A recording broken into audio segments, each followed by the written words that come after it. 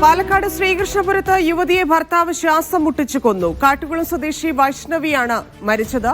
ഭർത്താവ് ദീക്ഷിതിനെ Sreekrishnapuram police arrest ചെയ്തു. സാജിദ് അജ്മൽ ചേരുന്നു. സാജിദ്, എന്താണ് കൊലപാതകത്തിന് കാരണം? മറ്റു വിവരങ്ങളും.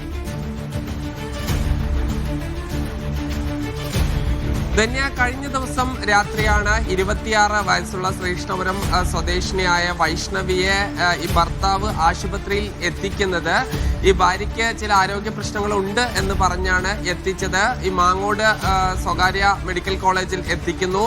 ഈ കുറച്ച് സമയത്തിനുള്ളിൽ 1 മണിക്കൂറിനുള്ളിൽ തന്നെ വൈഷ്ണവി മരിക്കുകയും ചെയ്യുന്നു. പോസ്റ്റ്മോർട്ടത്തിലാണ് ശ്വാസം മുട്ടിച്ച് കൊന്നതാണ് എന്ന് കണ്ടെത്തുന്നത്. പിന്നീട് പോലീസ് ഭർത്താവ് ദീക്ഷിത്തിനെ വിശദമായി ചോദ്യം ചെയ്തതിലാണ് ഇത് കൊലപാതകമാണ് എന്ന് കണ്ടെത്തുന്നത്. ഇപ്പോൾ പ്രതിയുമായി തെളിവെടുപ്പ് പോലീസ് നടത്തുകയാണ്. ഈ ദീക്ഷിത്തും അതോടൊപ്പം തന്നെ വൈഷ്ണവിയുടെയും വിവാഹം കഴിഞ്ഞത് 1.5 വർഷം മുൻപാണ്. ഈ വൈഷ്ണവിക്ക് മറ്റൊരാളുമായി ബന്ധമുണ്ട് എന്നൊരു സംശയം ദീക്ഷിത്തിന് ഉണ്ടായിരുന്നു.